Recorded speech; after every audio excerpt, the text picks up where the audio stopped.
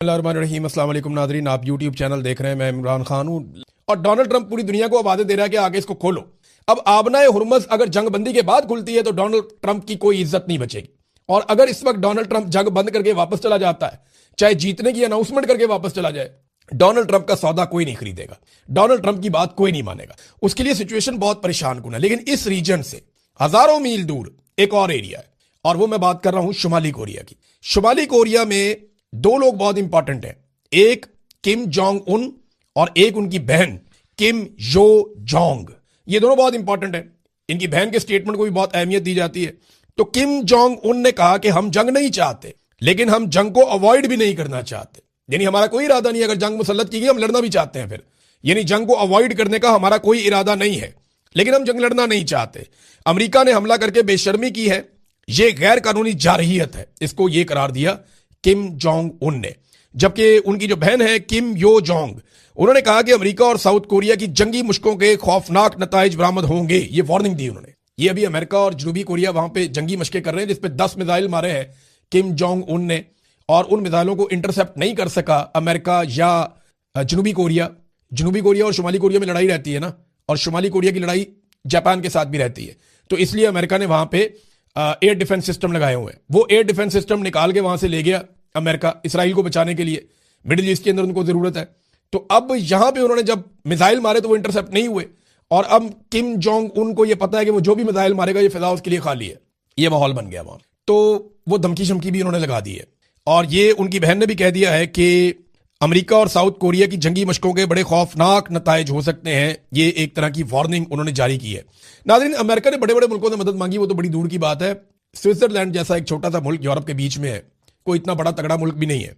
Switzerland ने 2 अमेरिकी फौजी जहाजों को या परवाजों को अपनी फिजाई हदूद के इस्तेमाल की इजाजत देने से इनकार कर दिया। अब आप अंदाजा करें कि अमेरिका की हालत इस वक्त क्या बन चुकी है कि स्विट्जरलैंड जैसा एक मुल्क वो मना कर रहा है, नहीं जी आप तैयारे यहां से नहीं गुजार सकते। एक और नाजरीन, आपको मैंने बताया था प्रोफेसर जियांग के बारे में। ये चाइना के प्रोफेसर हैं जो कैनेडियन नेशनल है। इन्होंने पहले कुछ पेशन गोइयां की थी जो बिल्कुल ठीक साबित हुई हैं। अब इन्होंने 3 पेशन गोइयां मौजूदा हालात में की हैं। एक, उन्होंने कहा कि अमेरिका ईरान के खिलाफ एटमी हथियार इस्तेमाल नहीं करेगा। देखें, ये अगर जब भी करेगा ना तो इसराइल करेगा, अमेरिका नहीं करेगा, ये मुझे भी अंदाजा है। उन्होंने कहा जी अमेरिका ये हथियार इस्तेमाल नहीं करेगा, एटमी हथियार। दूसरा, उन्होंने कहा कि ईरान में अमेरिकी फौजें दाखिल होंगी। अब उन्हें यह लगता है कि कैलकुलेशन ये बन गई है कि डोनाल्ड ट्रंप के लिए पीछे हटना मौत है और आगे बढ़ना वैसे ही मौत है। तो वो इसको लिंगर ऑन करने के लिए अपनी फौज दाखिल करके कोशिश करेगा कि आहिस्ता आहिस्ता उसका फैसला मकबूल हो जाए।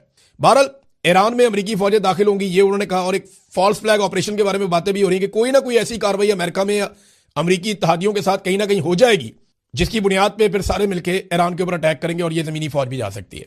लेकिन इसमें जो सबसे इंपॉर्टेंट चीज उन्होंने की, उन्होंने कहा जी अमेरिका और इसराइल ईरान जंग की आड़ में मस्जिद अक्सा को तबाह कर देंगे, हम मुसलमान कहते हैं शहीद कर देंगे। उन्होंने यह दावा किया कि अमेरिका और इसराइल ईरान जंग की आड़ में मस्जिद अक्सा को नुकसान पहुंचा सकते हैं, उसे शहीद कर सकते हैं। ये बात इससे पहले भी कुछ लोगों ने की है, ये बात इससे पहले सुनी गई है, एक मरतबा नहीं मल्टीपल टाइम सुनी गई है।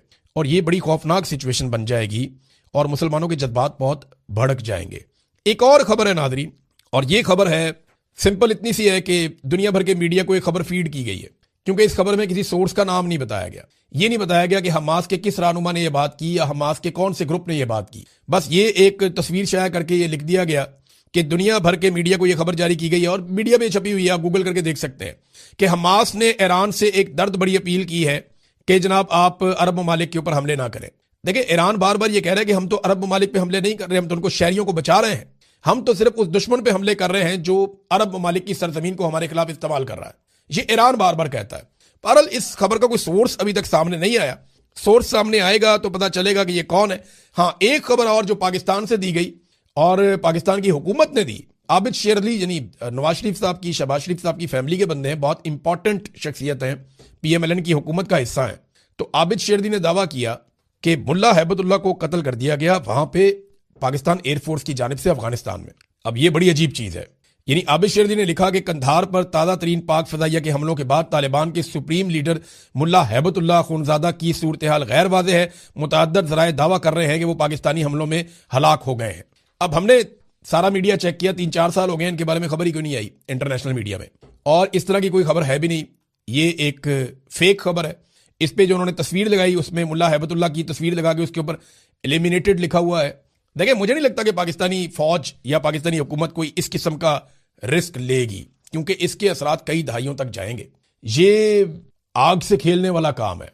मैं किसी के नजरिए या किसी की पॉलिसी की बात नहीं कर रहा, मैं ये कह रहा हूं कि दोनों हमसाया ममालिक हैं और दोनों को रियलिटी के साथ चलना होगा, एक दूसरे को तस्लीम करना होगा, एक दूसरे की मदद करनी होगी। अलीमा खान साहिबा ने जो मौक़िफ़ इख्तियार किया अपनी दरखास्त में, बड़ी अजीबोगरीब सूरत भी पेश आई अदालत में, वो मैं आपको भी आगे चल के बताता हूं। लेकिन हुआ यह कि साबिक वज़ीर आज़म मुख्तलिफ केसेस में जेल में ट्रायल का सामना कर रहे हैं, मगर अदालती अहकामात के बावजूद उनसे मुलाकात की इजाजत नहीं दी जा रही।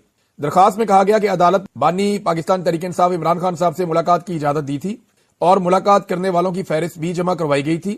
इसके बावजूद जेल के सुपरिटेंडेंट की जानिब से कई बार मुलाकात की इजाजत नहीं दी गई। मौक़िफ़ अपनाया गया कि फ्रीकैन की जानिब से इमरान खान साहब से मुलाकात पर गैर कानूनी पाबंदी आयद की गई है और जेल मैनुअल के तहत तयशुदा मुलाकात भी मुमकिन नहीं बनाई जा रही। अलीमा खानम साहिबा ने इस्तदा की है कि अदालती हुक्म अदूली पर होम सेक्रेटरी पंजाब और जेल सुपरिटेंडेंट के खिलाफ तौहीन अदालत की कार्रवाई की जाए। इमरान खान साहब ने भी कहा था अपनी पार्टी के लोगों को कि अगर मेरी बहनों को मेरे पास नहीं आने दे रहे तो ये अदालती अहकामात की खिलाफ वर्जी है, तो तौहीन अदालत की दरखास्त दायर की जाए। अब अलीमा खान साहिबा ने वहां पे कुछ बड़ी इंपॉर्टेंट बातें की और बड़ी अजीब सिचुएशन पैदा हो गई। उन्होंने कहा जी हमारी मुलाकातें ना करवाने में तो जजों की तौहीन हो रही है, हमारा मजाक कहां उड़ रहा है, जजों की तौहीन हो रही है। Superintendent Adiala jail chief justice Yahya Afridi को भी कुछ नहीं समझता। इमरान खान के मुकदमात लड़ने वाले वकला को उनसे नहीं मिलने दिया जाता। क्या कर्नल साहब इमरान खान के केसेस खराब करना चाहते हैं? ये वो कर्नल है जिसके बारे में इमरान खान साहब कहते हैं कि अडयाला जेल का कंट्रोल इसके पास है और ये एस्टेब्लिशमेंट के हुक्म के मुताबिक किसको मिलना है किसको नहीं मिलना ये मामला कंट्रोल करता है। फिर अलीमा खान साहिबा ने कहा कि चीफ जस्टिस सुप्रीम कोर्ट ने बैरिस्टर सलमान सफदर को इमरान खान से मुलाकात और मुकदमात पर मुशावरत की इजाजत दी, लेकिन फिर भी सलमान सफदर की मुलाकात नहीं हो सकी। सलमान सफदर ने कहा था चीफ जस्टिस को कि जनाब आप तहरीरी हुक्म जारी करें मेरी मुलाकात का, लेकिन जज साहब ने कहा आप जाएं, जाकर आप मिले, क्योंकि अदालत को बड़ा कॉन्फिडेंस होता है ना अपने हुक्म के ऊपर। तो जनाब याया अफरीदी साहब का जो हुक्म है वो भी जूते की नोक के ऊपर रखा सुपरिटेंडेंट अडयाला जेल ने, और चीफ जस्टिस ऑफ पाकिस्तान के आर्डर को भी कुछ नहीं समझता, वो तौहीन अदालत भी नहीं लगा रहे हैं। ये कहा अलीमा खान साहिबा ने कि इस्लामाबाद हाई कोर्ट के 3 जजों के ऑर्डर की खिलाफ वर्जी हुई है। हमारी मुलाकात ना कराना हमारी तौहीन नहीं बल्कि इन जजों की तौहीन है और हम तो इनके लिए यहां आए हैं। अलीमा खान। अस्सलाम वालेकुम नाज़रीन, आप यूट्यूब चैनल देख रहे हैं, मैं इमरान खान हूं। जबकि ईरान सिविलियंस पे अटैक नहीं कर रहा, वो सिर्फ अपने अहदाफ को चुनकर निशाना बना रहा है और ये ईरान के बदतरीन दुश्मन कह रहे हैं, ईरान नहीं कह रहा। अब यहां पे एक चीज मैं आपको बताता हूं कि जुमे के रोज, यानी आज से 2 दिन पहले, आज एतवार है तो आज आप देख रहे हैं, 19 ऐसे लोगों को कत्ल किया गया इसराइल की जानिब से लबनान में जो तिब्बी अमले के लोग थे, यानी ये तिब्बी इमदाद फराहम कर रहे थे और तिब्बी अमले के वर्कर थे। तो इनको 19 लोगों को शहीद किया और इसराइल ने इशारा दिया कि वो लबनान में एम्बुलेंसों पे और तिब्बी तनसीबात को निशाना बनाना जारी रखेगा। अब देखें ना, यहां पे वो खुद कह रहे हैं कि हम ये करेंगे और इस मकसद के लिए वो पहले भी ताकत इस्तेमाल करते रहे हैं, अब भी ताकत इस्तेमाल कर रहे हैं। आलमी इदारा सेहत WHO के मुताबिक 2 मार्च से लेकर अब तक, यानी गुज़िश्ता कोई 2 हफ्तों में, इसराइली हमलों के नतीजे में 27 तिब्बी मराकज मुतासर हो चुके हैं और 30 लबनानी तिब्बी कारकुन शहीद हो चुके हैं। आप अंदाजा करें कि एक तरफ इस तरीके से अटैक किया जाता है, इंसानी हकूक की धज्जियां उड़ाई जाती हैं, और दूसरी तरफ यह किया जाता है कि वो कोशिश कर रहे हैं कि सिर्फ दिफाई नुक्ता नज़र से इसराइल को या अमेरिका को नुकसान पहुंचाया जाए। अब इसमें ना एक स्टेटमेंट ईरान की जानिब से आया और गिले वाला स्टेटमेंट है। ईरान ये कहता है कि जनाब अक़वाम मुत्तहिदा में हमारे खिलाफ मजम्मत हो रही है जबकि हम जवाबी कार्रवाई कर रहे हैं और फौजी अड्डों को निशाना बना रहे हैं, जबकि हमारे ऊपर जारियत करने वाले अमेरिका और इसराइल की मजम्मत नहीं हो रही, जिन्होंने हमले में पहल की और जिन्होंने जंग को शुरू किया और जिन्होंने हमारे बहुत सारे सिविलियन को मारा और बच्चियों को शहीद किया, बहुत छोटी बच्चियों को। अब ईरानी वजीर खारजा ने जब ये एतराज किया या ये गिला किया तो ये गिला दुरुस्त दिखाई देता है, लेकिन अक़वाम मुत्तहिदा में क्योंकि वीटो का एक इख्तियार मौजूद है और उसको कोई भी इस्तेमाल कर सकता है, अमेरिका, रशिया, चाइना, बाकी मुल्क भी इस्तेमाल करते हैं, बरतानिया, तो ये वीटो की पावर इस्तेमाल करके वो किसी भी करारदाद को डाउन कर देते हैं, डस्टबिन में फकवा देते हैं और उसकी फिर हैसियत रहती नहीं है। नाज़रीन, ईरान ने एक और इल्जाम लगाया। ईरान ने कहा जनाब कि जो हमारे ऊपर अटैक हुआ था, ये जो खारग के ऊपर एक अटैक हुआ जजीरे पे, जहां से ईरान का 90% 80% उनका तेल सप्लाई होता है, दुनिया को जाता है, उनके लिए बहुत इंपॉर्टेंट है तेल की तनसीबात के हवाले से, वहां अमेरिका ने अटैक किया था, डोनाल्ड ट्रंप ने उसको अनाउंस किया था। ईरान ने इल्जाम लगाया कि हमारे ऊपर जो अटैक हुआ इसमें रॉकेट मारे गए थे और ये रॉकेट रियासुल खैमा यानी ये यूएई का एक एरिया है रियासुल खैमा, यहां से और दुबई से ये रॉकेट मारे गए हैं। ये ईरानी वजीर खारजा का बयान है, जबकि यूएई ने इस स्टेटमेंट को मुस्तरद कर दिया। उन्होंने कहा जी ऐसी कोई बात नहीं है। दूसरी जानिब ईरान ने यूक्रेन को भी एक वार्निंग जारी कर दी है कि अगर यूक्रेन ने इसराइल को ड्रोन दिए और ड्रोन देकर इसराइल की मदद की तो फिर ईरान के पास ये जायज होगा और यूक्रेन ईरान का जायज हदफ बन जाएगा। हम यूक्रेन के ऊपर अटैक कर सकेंगे और हमारा ये हक होगा कि हम बदले में यूक्रेन के ऊपर हमला करें। देखिए ना, यूक्रेन के साथ पहले ही रशिया की जंग चल रही है। अगर ईरान भी यहां से अटैक करेगा तो यूक्रेन के लिए प्रॉब्लम बढ़ जाएगा और यूक्रेन को दो महाजों पर लड़ना पड़ेगा। अब यूक्रेन ने यह सोचना है कि उसने कितने ड्रोन किसको फराम करने हैं। अमेरिका ने तो उनसे मांगे, देखते हैं क्या होगा। नाज़रीन, एक और बड़ी इंपॉर्टेंट डेवलपमेंट जो है ना, वो इस रीजन से आबनाए हुर्मुज़ में तो जंग चल रही है। डोनाल्ड ट्रंप के लिए सबसे ज्यादा शर्मिंदगी की बात यह है कि समंदर का एक रास्ता है, एक तरफ डोनाल्ड ट्रंप बैठा है, इसराइल बैठा है, अमेरिका के इत्तेहादी अरब ममालिक बैठे हैं और एक तरफ अकेला ईरान है। ईरान ने वो रास्ता बंद कर दिया, ये सारे मिलकर खुलवा नहीं पा रहे और डोनाल्ड ट्रंप पूरी दुनिया को आवाज़ें दे रहा है कि आगे इसको खोलो। अब आबनाए हुर्मुज़ अगर जंग बंदी के बाद खुलती है तो डोनाल्ड ट्रंप की कोई इज्जत नहीं बचेगी। और अगर इस वक्त डोनाल्ड ट्रंप जंग बंद करके वापस चला जाता है, चाहे जीतने की अनाउंसमेंट करके वापस चला जाए, डोनाल्ड ट्रंप का सौदा कोई नहीं खरीदेगा, डोनाल्ड ट्रंप की बात कोई नहीं मानेगा। उसके लिए सिचुएशन बहुत परेशान कुन है। लेकिन इस रीजन से हजारों मील दूर एक और एरिया है और वो मैं बात कर रहा हूं शुमाली कोरिया की। शुमाली कोरिया में दो लोग बहुत इंपॉर्टेंट हैं, एक किम जोंग उन और एक उनकी बहन किम यो जोंग। ये दोनों बहुत इंपॉर्टेंट हैं। इनकी बहन के स्टेटमेंट को भी बहुत अहमियत दी जाती है। तो किम जोंग उन ने कहा कि हम जंग नहीं चाहते, लेकिन हम जंग को अवॉइड भी नहीं करना चाहते। यानी हमारा कोई इरादा नहीं, अगर जंग मुसल्लत की गई हम लड़ना भी चाहते हैं फिर, यानी जंग को अवॉइड करने का हमारा कोई इरादा नहीं है, लेकिन हम जंग लड़ना नहीं चाहते। अमेरिका ने हमला करके बेशर्मी की है, यह गैर कानूनी जारहियत है, इसको यह करार दिया किम जोंग उन ने। जबकि उनकी जो बहन है किम यो जोंग, उन्होंने कहा कि अमेरिका और साउथ कोरिया की जंगी मुश्कों के खौफनाक नताइज बरामद होंगे। ये वार्निंग दी उन्होंने। ये अभी अमेरिका और जनूबी कोरिया वहां पे जंगी मशकें कर रहे हैं जिसपे 10 मिसाइल मारे हैं किम जोंग उन ने और उन मिसाइलों को इंटरसेप्ट नहीं कर सका अमेरिका या जनूबी कोरिया। जनूबी कोरिया और शुमाली कोरिया में लड़ाई रहती है ना, और शुमाली कोरिया की लड़ाई जापान के साथ भी रहती है। तो इसलिए अमेरिका ने वहां पे एयर डिफेंस सिस्टम लगाए हुए हैं। वो एयर डिफेंस सिस्टम निकाल के वहां से ले गया अमेरिका इसराइल को बचाने के लिए। मिडिल ईस्ट के अंदर उनको जरूरत है। तो अब यहां पे उन्होंने जब मिसाइल मारे तो वो इंटरसेप्ट नहीं हुए और अब किम जोंग उनको ये पता है कि वो जो भी मिसाइल मारेगा ये फिजा उसके लिए खाली है। ये माहौल बन गया वहां। तो वो धमकी शमकी भी उन्होंने लगा दी है और ये उनकी बहन ने भी कह दिया है कि अमेरिका और साउथ कोरिया की जंगी मशकों के बड़े खौफनाक नताइज हो सकते हैं। ये एक तरह की वार्निंग उन्होंने जारी की है। नाज़रीन, अमेरिका ने बड़े बड़े मुल्कों से मदद मांगी, वो तो बड़ी दूर की बात है। स्विट्जरलैंड जैसा एक छोटा सा मुल्क यूरोप के बीच में है, कोई इतना बड़ा तगड़ा मुल्क भी नहीं है। स्विट्जरलैंड ने 2 अमेरिकी फौजी जहाजों को या परवाजों को अपनी फिजाई हदूद के इस्तेमाल की इजाजत देने से इनकार कर दिया। अब आप अंदाजा करें कि अमेरिका की हालत इस वक्त क्या बन चुकी है कि स्विट्जरलैंड जैसा एक मुल्क वो मना कर रहा है, नहीं जी आप तैयारे यहां से नहीं गुजार सकते। एक और नाज़रीन, आपको मैंने बताया था प्रोफेसर जियांग के बारे में। ये चाइना के एक प्रोफेसर हैं जो कैनेडियन नेशनल है। इन्होंने पहले कुछ पेशन गोइयां की थी जो बिल्कुल ठीक साबित हुई हैं। अब इन्होंने 3 पेशन गोइयां मौजूदा हालात में की हैं। एक, उन्होंने कहा कि अमेरिका ईरान के खिलाफ एटमी हथियार इस्तेमाल नहीं करेगा। देखिए, ये अगर जब भी करेगा ना तो इसराइल करेगा, अमेरिका नहीं करेगा, ये मुझे भी अंदाजा है। उन्होंने कहा जी अमेरिका ये हथियार इस्तेमाल नहीं करेगा, एटमी हथियार। दूसरा, उन्होंने कहा कि ईरान में अमेरिकी फौजें दाखिल होंगी। अब उन्हें यह लगता है कि कैलकुलेशन ये बन गई है कि डोनाल्ड ट्रंप के लिए पीछे हटना अब मौत है और आगे बढ़ना वैसे ही मौत है, तो वो इसको लिंगर ऑन करने के लिए अपनी फौज दाखिल करके कोशिश करेगा कि आहिस्ता आहिस्ता उसका फैसला मकबूल हो जाए। बहरहाल ईरान में अमेरिकी फौजें दाखिल होंगी, ये उन्होंने कहा। और एक फॉल्स फ्लैग ऑपरेशन के बारे में बातें भी हो रही है कि कोई ना कोई ऐसी कार्रवाई अमेरिका में या अमेरिकी इत्तेहादियों के साथ कहीं ना कहीं हो जाएगी जिसकी बुनियाद पे फिर सारे मिलकर ईरान के ऊपर अटैक करेंगे और ये जमीनी फौज भी जा सकती है।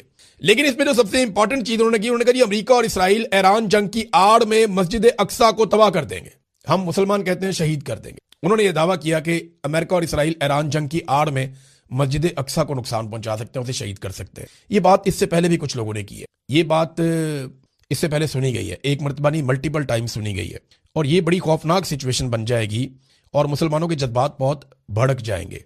एक और खबर है नाज़रीन, और ये खबर है सिंपल इतनी सी है कि दुनिया भर के मीडिया को एक खबर फीड की गई है, क्योंकि इस खबर में किसी सोर्स का नाम नहीं बताया गया। ये नहीं बताया गया कि हमास के किस रहनुमा ने यह बात की या हमास के कौन से ग्रुप ने यह बात की। बस ये एक तस्वीर शाया करके ये लिख दिया गया कि दुनिया भर के मीडिया को यह खबर जारी की गई है और मीडिया में छपी हुई है, आप गूगल करके देख सकते हैं कि हमास ने ईरान से एक दर्द बड़ी अपील की है कि जनाब आप अरब ममालिक के ऊपर हमले ना करें। देखिए, ईरान बार बार ये कह रहा है कि हम तो अरब ममालिक पे हमले नहीं कर रहे, हम तो उनको शहरियों को बचा रहे हैं, हम तो सिर्फ उस दुश्मन पे हमले कर रहे हैं जो अरब ममालिक की सरजमीन को हमारे खिलाफ इस्तेमाल कर रहा है। ये ईरान बार बार कहता है। बहरहाल इस खबर का कोई सोर्स अभी तक सामने नहीं आया। सोर्स सामने आएगा तो पता चलेगा कि ये कौन है।